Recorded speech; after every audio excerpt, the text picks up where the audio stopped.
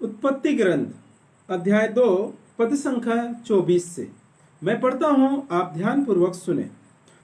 इस कारण पुरुष अपने माता पिता को छोड़ेगा और अपनी पत्नी के साथ रहेगा और वे दोनों एक शरीर हो जाएंगे।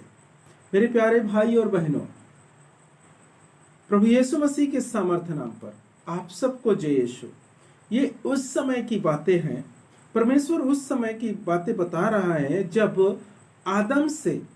पिता आदम से हेवा को उत्पन्न किया, उसके पसली से निकालकर हेवा को उसने सृष्टि किए।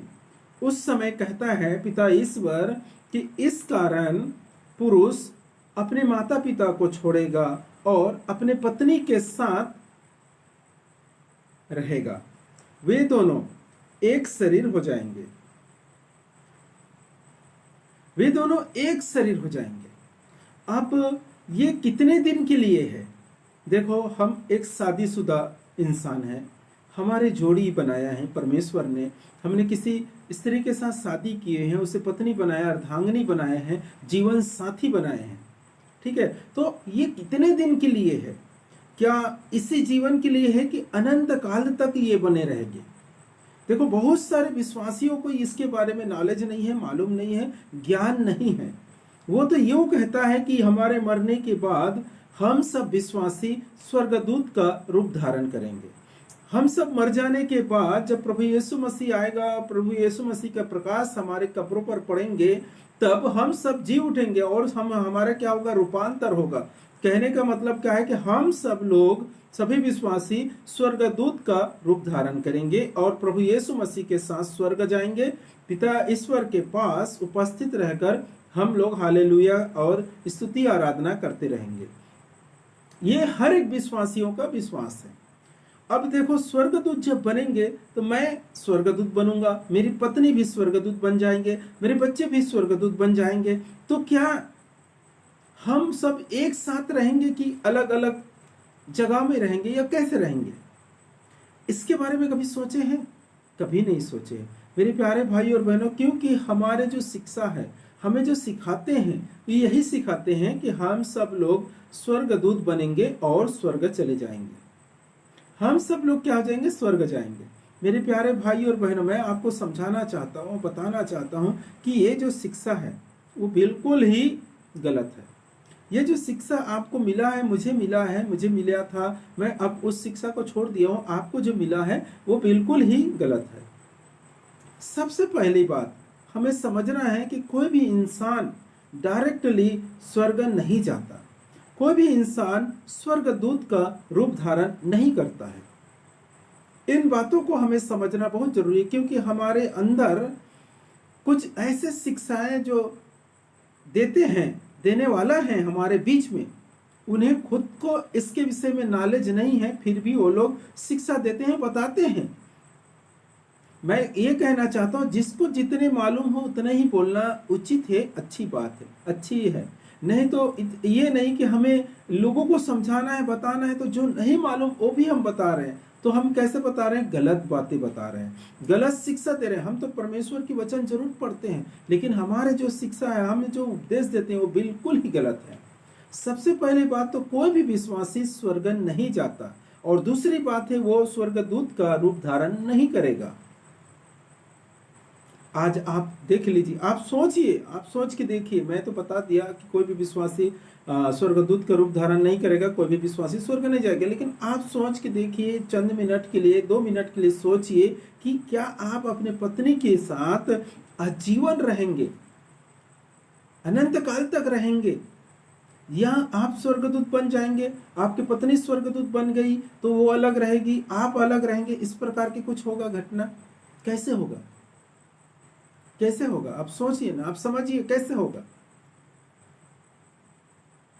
मेरे प्यारे भाई और बहनों, मैं आपको हकीकत या सत्य बताना चाहता हूं, समझाना चाहता हूं कि मैंने कहा कि कोई भी विश्वासी, अभी देखो यहां पर वचन कहता है, इस कारण पुरुष अपने माता पिता को छोड़ेगा और अपने पत्नी के साथ रहेगा और वे दोनों एक शरीर हो जाएंगे।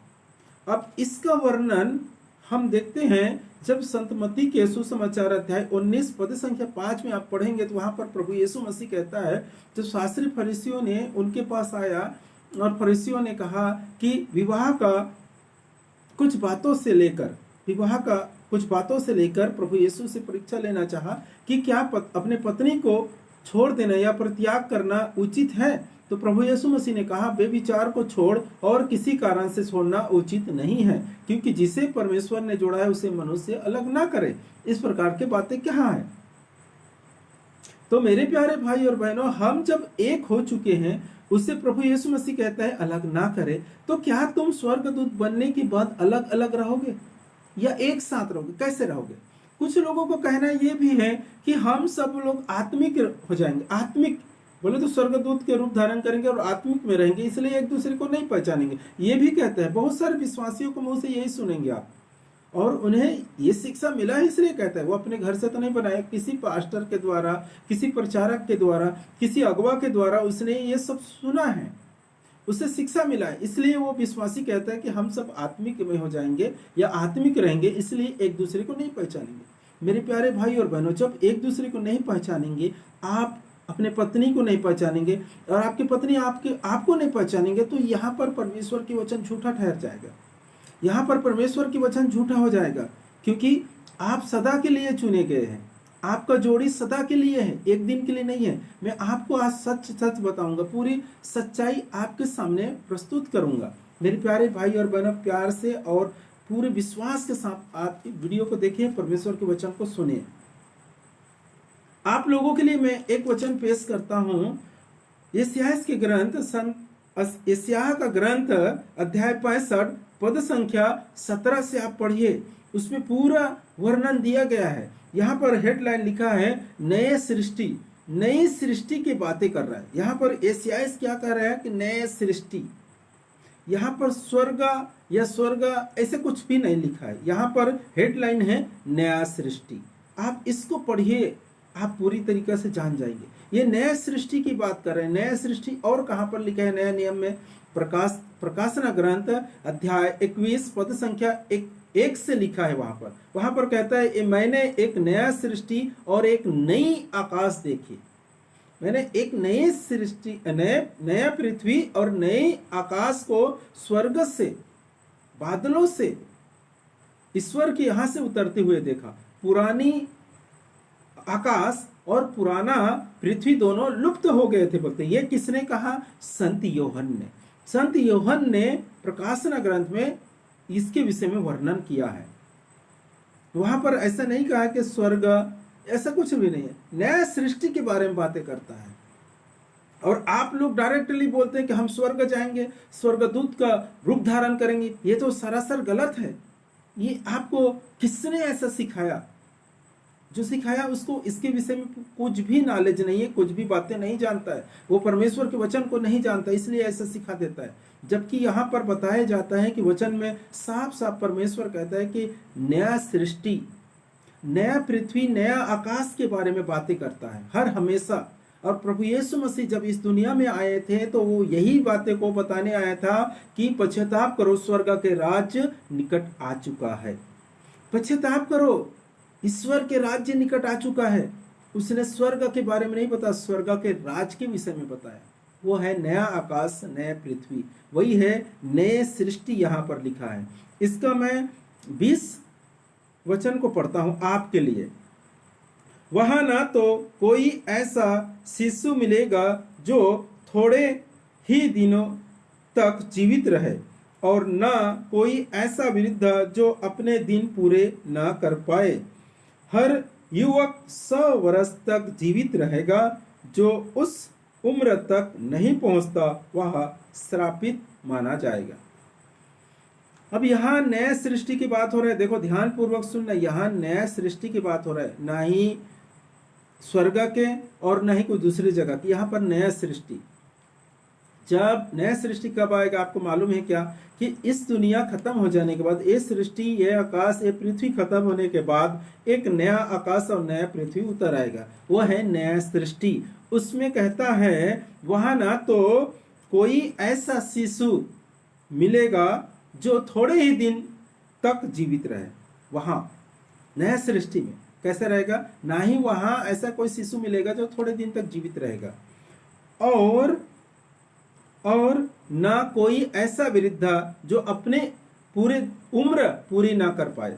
कोई ऐसा नहीं मिलेगा, पूरे उम्र तक जीवित रहेगा वहां। तो देखो यहाँ पर सबसे बातें कि क्या हो रहा है, शिशु की बातें हो रहा है, मतलब छोटे बच्चे की बातें हो रहा है। जब आप पति पत्नी के साथ वहां रहेंगे आजीवन के लिए, तभी तो बच्चे होंगे, तभी तो वहां बच्चे होंगे ना। आप सोच के देखिए, यदि आप स्वर्गदूत बन जाएंगे, आपकी पत्नी स्वर्गदूत बन जाएगी और सब अलग अलग हो जाओगे, तो कैसे परमेश्वर की वचन रद्द हो जाएगा? परमेश्वर तो कहता है कि वो दोनों एक शरीर एक आत्मा हो चुका है। मेरे प्यारे भाई और बहनों, आपको समझने की जरूरत है। आप सोचिए और समझिए, जब प्रभु यीशु मसीह आएगा, प्रभु यीशु मसीह के प्रकाश आपकी कब्रों पर पड़ेगा, तो आप महिमामय शरीर को धारण करेंगे। इस शरीर आपका जो मिट्टी में मिल जाएगा, नष्ट हो जाएगा, सिर्फ हड्डी रह जाएगा। और उस पर जब प्रभु यीशु मसीह का प्रकाश पड़ेगा, जब आएगा, अंतिम तुरही बजेगा, तब सभी मृतक जी उठेंगे और उसे महिमामय शरीर मिलेगा। और वो शरीर को धारण कर आप प्रभु यीशु मसीह के सम्मुख उपस्थित हो जाएंगे। किस लिए? न्याय के लिए। जब आपका न्याय होगा, तब प्रभु यीशु मसीह तय करेगा कि यदि आप नया सृष्टि के योग्य पाए जाएंगे, तो आपको नया सृष्टि का अधिकारी बनाएगा। और उसमें आपके पत्नी के साथ, आपके बच्चे के साथ आपको जीवन बिताना पड़ेगा। आपको वहां जीवन बिताएंगे 100 बरस तक। यहाँ 100 हर युवक 100 वर्ष तक जीवित रहेगा। हर युवक 100 वर्ष तक जीवित रहेगा। फिर उसके बाद आप दोनों जो पति पत्नी हैं, वो दोनों एक साथ एक होकर, एक शरीर एक आत्मा होकर 100 साल के बाद आपका पुनरुत्थान होगा और आप स्वर्गदूत के रूप धारण करेंगे। और फिर वो नया सृष्टि से सीधा पिता ईश्वर के पास स्वर्ग जा सकते हैं। मेरे प्यारे भाई और बहनों, इसे हमको समझना बहुत जरूरी है। देखो, जब हम अभी मरेंगे, इस दुनिया के जीवन काल समाप्त होगा, हम मर जाएंगे, मेरी पत्नी भी मर जाएंगी। लेकिन जब प्रभु यीशु मसीह का प्रकाश आएगा अंतिम दिनों पर, उसका अंतिम तुरही बजेगा, तो हम सब जी उठेंगे। और जी उठेंगे तो कैसा? हम सीधा स्वर्गदूत का रूप धारण नहीं करेंगे, हमें महिमामय शरीर मिलेगा। वो धारण कर प्रभु यीशु मसीह के सम्मुख उपस्थित होंगे। और ये धरती, ये आकाश पूरे नष्ट हो जाएगा, समुद्र भी नहीं रहेगा। फिर इसके जगह में एक नया आकाश, नया धरती, नया पृथ्वी उतर आएगी। कहां से? स्वर्ग से। वो है नया सृष्टि। यहाँ पर जो लिखा है नया सृष्टि, वही है। उसमें नया यरूशलेम आएगा। तो मेरे प्यारे भाई और बहनों, इस वचनों के द्वारा हमको समझना बहुत जरूरी है कि हम डायरेक्टली स्वर्ग नहीं जा सकते। हम स्वर्गदूत का रूप धारण नहीं करेंगे।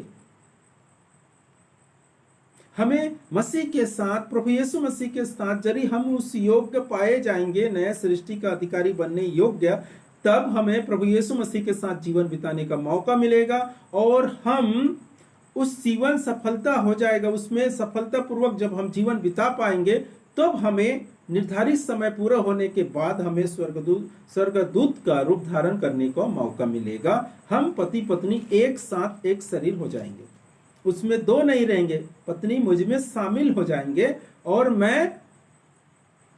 हम स्वर्गदूत का रूप धारण करेंगे। यह है मेरे प्यारे भाई और बहनों जीवन का रहस्य। हम इस रहस्यों को नहीं जानते, इसलिए हम बकबक करते रहते हैं और वचनों में उल्टे वचन तो हम परमेश्वर की पढ़ते हैं। मैं ऐसे नहीं कह रहा कि दूसरे तुम्हारे बाइबल है, इसका दूसरा, एक ही बाइबल है, एक ही वचन। लेकिन वचन को पढ़ने के बाद जो हम शिक्षा देते हैं ना, वो बिल्कुल बकवास और गलत देते हैं। क्यों?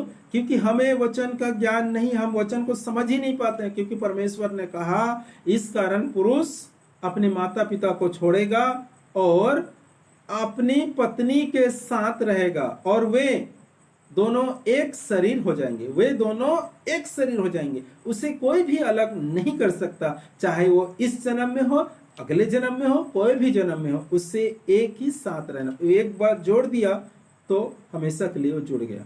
इसीलिए आप हिंदू परिवारों में देखिए, गैर क्रिश्चियन मतलब गैर यहूदियों में देखिए, गैर विश्वासियों में आप देख लीजिए, उनमें जब शादी होती है तो कहता है 7 जन्मों का बंधन है, जन्म जन्मों का ये बंधन बंध गया बोलते हैं, एक जन्म का नहीं रहता वो। तो मेरे प्यारे भाई और बहनों, आप तो ईश्वर को जानते हैं, आप प्रभु यीशु मसीह को जानते हैं, और इस बातों को नहीं समझ पाते, नहीं जान पाते कि आप ये सोचते हो कि मैं अलग स्वर्गदूत बनूंगा, मेरे पत्नी अलग स्वर्गदूत बनेगा, मेरे बच्चे अलग स्वर्गदूत बन जाएंगे, मेरे माता पिता अलग स्वर्गदूत बन जाएंगे, और सब लोग अलग अलग रहेंगे वहां स्वर्ग में, एक दूसरे को नहीं पहचानेंगे। ये कौन सा तरीका है? ये कौन से वचन ले लिया आपने? किसने आपको ऐसा सिखा दिया? मेरे प्यारे भाई और बहनों, आपको समझना बहुत जरूरी है। समझिए, बाइबल के हर एक वचन को जांचिए, कहीं ऐसा ना हो कि देर हो जाए और आपको जिस जगह पर निर्धारित किया है वहां आप पहुंच ना पाए। मेरे प्यारे भाई और बहनों, परमेश्वर इन वचनों के द्वारा आपको और आपके परिवार को भरपूर मात्रा में आशीष प्रदान करे। आमीन।